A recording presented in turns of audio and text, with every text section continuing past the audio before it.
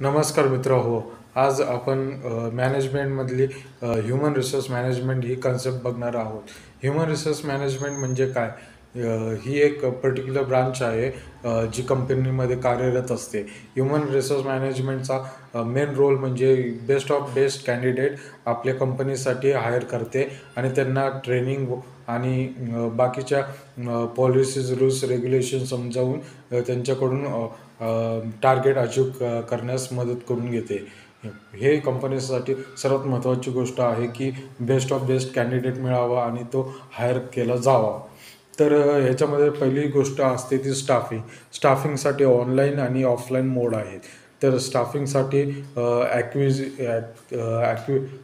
Talent acquisition केलं जातं. त्याच्या अंतर्गतमध्ये Naukri.com असेल, लिंक्डइन असेल किंवा Monster.com असेल, यावर रिक्रुटमेंट साईटवर बेस्ट ऑफ बेस्ट कॅन्डिडेट त्यांच्या जॉब डिस्क्रिप्शन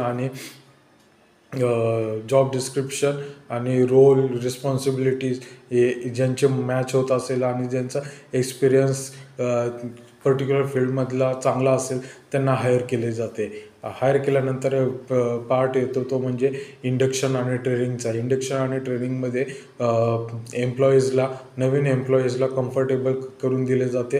वेगवेगळ्या ब्रांचेस वेगवेगळे डिपार्टमेंटविषयी माहिती दिली जाते. त्याच्यानुसार मग इंडक्शननंतर ट्रेनिंग होऊ शकते.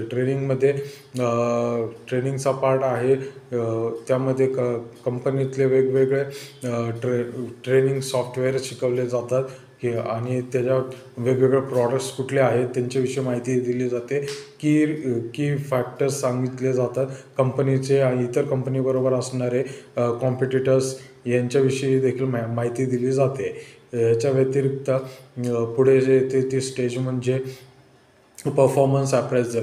चांगले कंपनीत एम्प्लॉईज असल्यावर त्यांना time to time performance depending upon performance appraisal system असते.